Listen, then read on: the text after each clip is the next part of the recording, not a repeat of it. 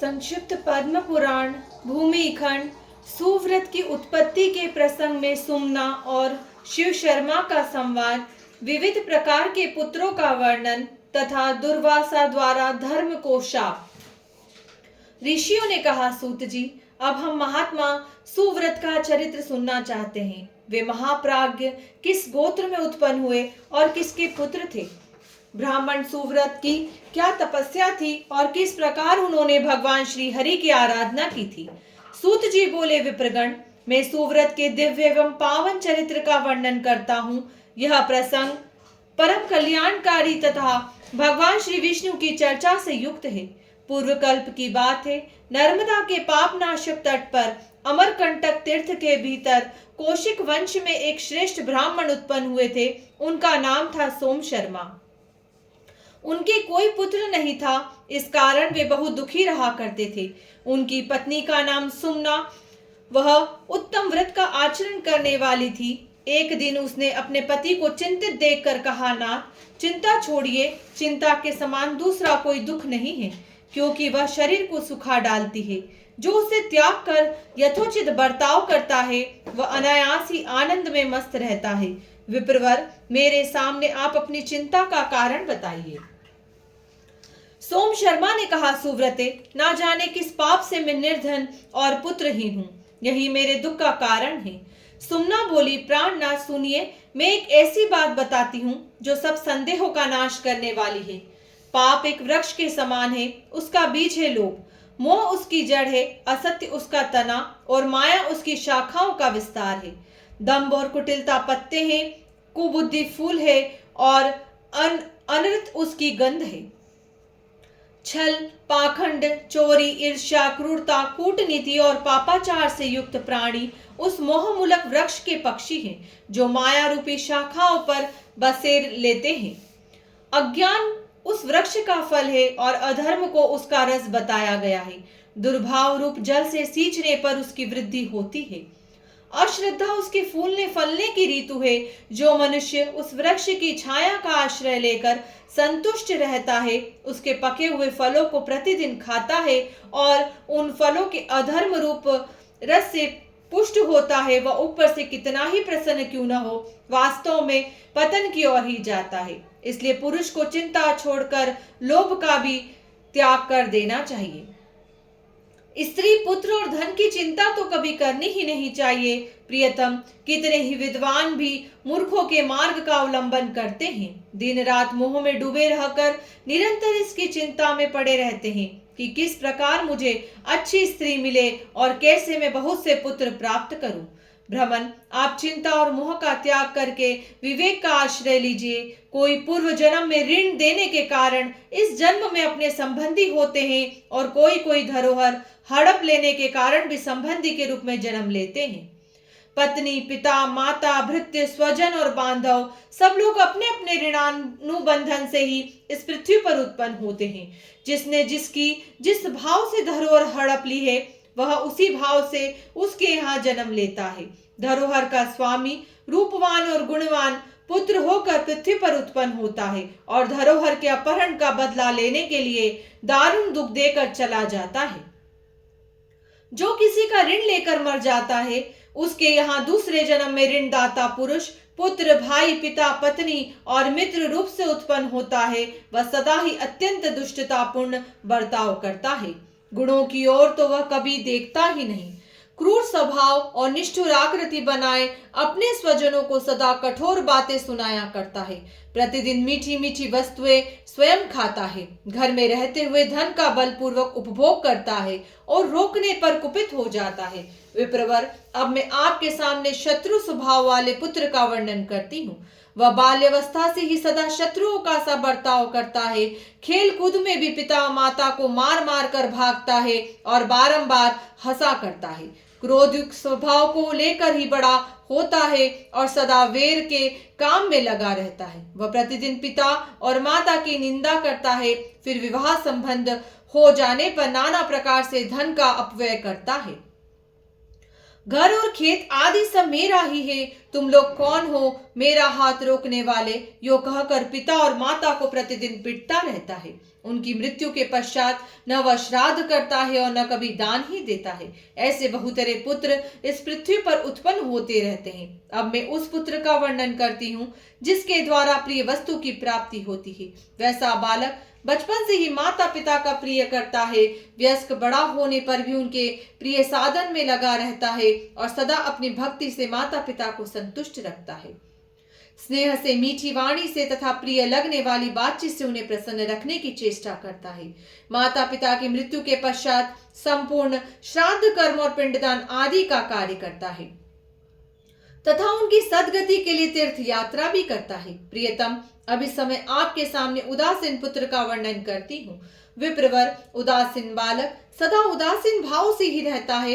वह न कुछ देता और न लेता है, न रुष्ट होता है और न संतुष्ट। इस प्रकार मैंने पुत्रों के संबंध में सब कुछ बता दिया। पुत्रों की ऐसी ही गति है। जैसे पुत्र होते हैं वैसे ही पिता, माता, पत्नी, बंधु बांधव तथा भृत्य आदि अन्य लोग भी बताए गए हैं। इनमें भी शत्रु, मित्र और उदासीन आदि भेद होते हैं। मनुष्य की तो बात ही क्या है, पशु, घोड़े आदि, हाथी, भैंस आदि भी ऐसे ही होते हैं। नौकरों की भी यही स्थिति है। ये सब ऋण के संबंध से ही प्राप्त होते हैं। हम दोनों ने पूर्व जन्म में न तो किसी से ऋण लिया है और न किसी को धरोहर ही हड़पी है। इतना ही नहीं, हमने किसी के साथ वैर भी नहीं किया है। इसलिए हमें धन और पुत्र आदि किसी भी वस्तु की प्राप्ति नहीं हुई है। यह जानकर आप शांति धारण करें और व्यर्थ की चिंता छोड़ दें। आपने किसी को दान नहीं दिया है, तब धन कैसे आए? अतः प्राणनाथ, दुखी न होइए। द्विज श्रेष्ठ, जिस पुरुष को धन मिलना निश्चित है, उसके हाथ में अनायास ही धन आ जाता है। मनुष्य उस धन की बड़े यत्न से रक्षा करता है, किंतु जब वह जाने का होता है तब चला ही जाता है। ऐसा समझकर आप शांत हो जाइए। निरर्थक चिंता छोड़िए। महान मोह से मूढ़, विवेक शून्य हुए मानव पाप से आसक्त चित्त होकर कहने लगते हैं कि यह घर, यह पुत्र और स्त्रियां मेरी ही है। किंतु प्राणनाथ, संसार का यह बंधन सदा झूठा ही दिखाई देता है। सोम शर्मा बोले, कल्याणी, तुम ठीक कहती हो। तुम्हारा ये वचन सब प्रकार के संदेहों का नाश करने वाला है। तथापि सत्य के ज्ञाता साधु पुरुष वंश की इच्छा रखते हैं। प्रिय, मुझे पुत्र की चिंता है। जी में आता है जिस किसी उपाय से संभव हो, मैं पुत्र अवश्य उत्पन्न करूं। सुमना ने कहा, महाभाग, एक ही विद्वान पुत्र श्रेष्ठ है।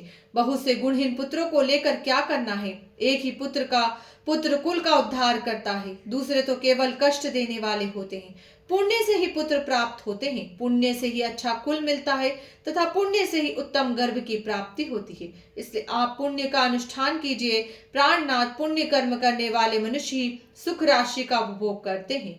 सोम शर्मा बोले, भद्रे, मुझे पुण्य का अनुष्ठान बताओ। उत्तम पुण्य कैसा होता है? पुण्य के लक्षणों का वर्णन करो। सुमना ने कहा, प्राणनाथ, पुरुष या स्त्री को सदा जिस प्रकार बर्ताव करना चाहिए तथा जिस प्रकार पुण्य करने से कीर्ति, पुत्र, प्यारी स्त्री और धन की प्राप्ति होती है, वह सब मैं बताती हूँ तथा पुण्य का लक्षण भी कहती हूँ। ब्रह्मचर्य, तपस्या, पंचयज्ञों का अनुष्ठान, दान, नियम, क्षमा, शौच, अहिंसा, उत्तम शक्ति और चोरी का भाव, ये 10 पुण्य के अंग हैं। इनके अनुष्ठान से धर्म की पूर्ति करनी चाहिए। धर्मात्मा पुरुष मन, वाणी और शरीर तीनों की क्रिया से धर्म का संपादन करता है। फिर वह जिस वस्तु का चिंतन करता है वह दुर्लभ होने पर भी उसे प्राप्त हो जाती है। सोम शर्मा ने पूछा, भामिनी, धर्म का स्वरूप कैसा है और उसके कौन कौन से अंग हैं? प्रिय, इस विषय को सुनने की मेरे मन में बड़ी रुचि हो रही है, अतः तुम प्रसन्नता पूर्वक इसका वर्णन करो। सुमना बोली, भ्रमण, जिनका अत्रि वंश में जन्म हुआ है तथा जो अनुसुईया के पुत्र हैं, उन भगवान दत्तात्रेय जी ने ही सदा धर्म का साक्षात्कार किया है। महर्षि दुर्वासा और दत्तात्रेय इन दोनों ने उत्तम तपस्या की है। उन्होंने तपस्या और आत्मबल के साथ धर्मानुकूल बर्ताव किया है। उन्होंने वन में रहकर 10,000 वर्षों तक तपस्या की, बिना कुछ खाए पिए केवल हवा पीकर जीवन निर्वाह किया। इससे वे दोनों शुभदर्शी हो गए हैं। तत्पश्चात उतने ही समय 10,000 वर्ष तक दोनों ने पंचाग्नि सेवन किया। उसके बाद वे जल के भीतर खड़े हो उतने ही वर्षों तक तपस्या में लगे रहे। यतिवर दत्तात्रेय और मुनिश्रेष्ठ दुर्वासा बहुत दुर्बल हो गए। तब मुनिवर दुर्वासा के मन में धर्म के प्रति बड़ा क्रोध हुआ। इसी समय बुद्धिमान धर्म साक्षात वहां आ पहुंचे। उनके साथ ब्रह्मचर्य और तप आदि भी मूर्तिमान होकर आए। सत्य, ब्रह्मचर्य, तप और इंद्रिय संयम ये उत्तम एवं विद्वान ब्राह्मणों के रूप में आए। नियम ने महाप्राज्ञ पंडित का रूप धारण कर रखा था और दान अग्निहोत्री का स्वरूप धारण किए महर्षि दुर्वासा के निकट उपस्थित हुआ था। क्षमा, शांति, लज्जा, अहिंसा और अकल्पना, निसंकल्प अवस्था ये सब स्त्री रूप धारण किए वहां आई थी। बुद्धि, प्रज्ञा, दया, श्रद्धा, मेधा, सत्कृति और शांति इनका भी वही रूप था। पांचों अग्नियां, परम पावन वेद और वेदांग ये भी अपना अपना दिव्य रूप धारण किए उपस्थित थे। इस प्रकार धर्म अपने परिवार के साथ वहां आए थे। वे सब के सब मुनि को सिद्ध हो गए थे। धर्म बोले, भ्रमण, आपने तपस्वी होकर भी क्रोध क्यों किया? क्रोध तो मनुष्य के श्रेय और तपस्या दोनों का ही नाश कर डालता है। इसीलिए तपस्या के समय इस सर्वनाशी क्रोध को अवश्य त्याग देना चाहिए। द्विज श्रेष्ठ, स्वस्थ होइए, आपकी तपस्या का फल बहुत उत्तम है। दुर्वासा ने कहा, आप कौन हैं जो इन श्रेष्ठ ब्राह्मणों के साथ यहाँ पधारे हैं तथा आपके साथ ये सुंदर रूप और अलंकारों से सुशोभित स्त्रियां कैसे खड़ी हैं? धर्म बोले, मुने, ये जो आपके सामने ब्राह्मण के रूप में संपूर्ण तेज से युक्त दिखाई देते हैं, जो हाथ में दंड और कमंडलू लिए अत्यंत प्रसन्न जान पड़ते हैं, इनका नाम ब्रह्मचरी है। इसी प्रकार ये जो दूसरे तेजस्वी ब्राह्मण खड़े हैं, इन पर भी दृष्टिपात कीजिए। इनके शरीर का रंग पीला और आंखें भूरे रंग की है, ये सत्य कहलाते हैं। धर्मात्मन इन्हीं के समान जो अपनी दिव्य प्रभा से विश्व देवों की समानता कर रहे हैं तथा जिनका आपने सदा ही आश्रय लिया है, वही आपके मूर्तिमान तप हैं। इनका दर्शन कीजिए, जिनकी वाणी प्रसाद गुण से युक्त है, जो दीप्तिमान दिखाई देते हैं, संपूर्ण जीवों पर दया करना जिनका स्वभाव है तथा जो सर्वदा आपका पोषण करते हैं, वे ही दम, इंद्रिय संयम यहाँ व्यक्त रूप धारण करके उपस्थित हैं।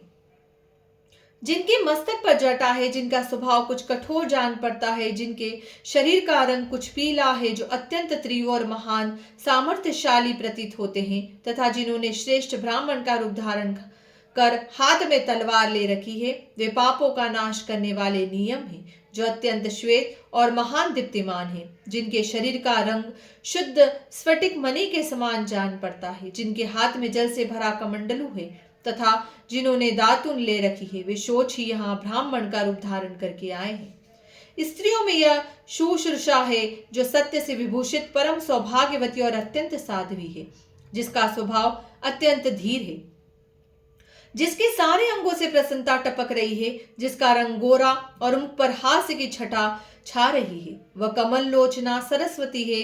द्विज श्रेष्ठ, यह दिव्य आभूषणों से युक्त क्षमा उपस्थित है, जो परम शांत, सुस्थिर और अनेकों को मंगलमय विधानों से सुशोभित है। महाप्राज्ञ, तुम्हारी ज्ञान स्वरूपा शांति भी दिव्य आभूषणों से विभूषित होकर यहाँ आई है। यह तुम्हारी प्रज्ञा है, जो परोपकार में संलग्न, सत्यपरायण तथा स्वलभ भाषण करने वाली है। यह क्षमा के साथ बड़ी प्रसन्न रहती है। इस यशस्विनी के शरीर का वर्णन श्याम है, जिसका शरीर तपाए हुए सोने के समान उदीप्त दिखाई दे रहा है। वह महाभागा अहिंसा है। यह अत्यंत प्रसन्न और अच्छी मंत्रणा से युक्त है। यह यत्र तत्र दृष्टि नहीं डालती, ज्ञान भाव से आक्रांत हो सदा तपस्या में लगी रहती है।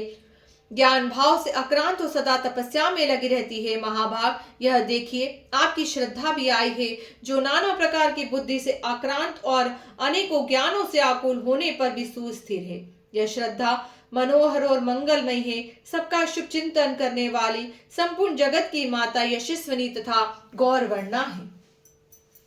इधर यह मेधा उपस्थित है, जिसके शरीर रंग हंस और चंद्रमा के समान श्वेत है। गले में मोतियों का हार लटक रहा है और हाथ में पुस्तक तथा स्फटिकाक्ष की माला शोभा पा रही है। यह प्रज्ञा है, जो सदा ही अत्यंत प्रसन्न रहा करती है। यह प्रज्ञा देवी पीत वस्त्र से शोभा पा रही है। द्विज श्रेष्ठ, जो त्रिभुवन का उपकार और पोषण करने में अद्वितीय है, जिसके शील की सदा ही प्रशंसा होती रहती है, वह दया भी आपके पास आई है। यह वृद्धा परम विदुषी तपस्विनी भाव की भार्या और मेरी माता है। सुव्रत, मैं आपका मूर्तिमान धर्म हूँ, ऐसा समझकर शांत होइए, मेरी रक्षा कीजिए। विप्रवर, आप कुपित क्यों हो रहे हैं? दुर्वासा ने कहा, देव, जिससे मुझे क्रोध हुआ है वह परम कारण सुनिए। मैंने इंद्रिय संयम और शौच आदि क्लेशमय साधनों द्वारा अपने शरीर का शोधन किया तथा तपस्या की, किंतु ऐसा करने पर भी मैं देख रहा हूं केवल मेरे ही ऊपर आपकी दया नहीं हो रही है। धर्मराज, मैं आपके इस बर्ताव को न्याय युक्त नहीं मानता, यही मेरे क्रोध का कारण है, दूसरा कुछ नहीं। इसलिए मैं आपको 3 शाप दूंगा। धर्म, आप राजा और दासी पुत्र होइए, साथ ही स्वेच्छानुसार चांडाल योनि में भी प्रवेश कीजिए। इस प्रकार 3 शाप देकर द्विज श्रेष्ठ दुर्वासा चले गए। सोम शर्मा ने पूछा, भामिनी, महात्मा दुर्वासा का शाप पाकर धर्म की क्या अवस्था हुई? उन शापों का उपभोग उन्होंने किस प्रकार किया? यदि जानती हो तो बताओ। सुमना बोली, प्राणनाथ, धर्म ने भारत वंश में राजा युधिष्ठिर के रूप में जन्म ग्रहण किया। दासी पुत्र होकर जब वे उत्पन्न हुए तब विदुर नाम से उनकी प्रसिद्धि हुई।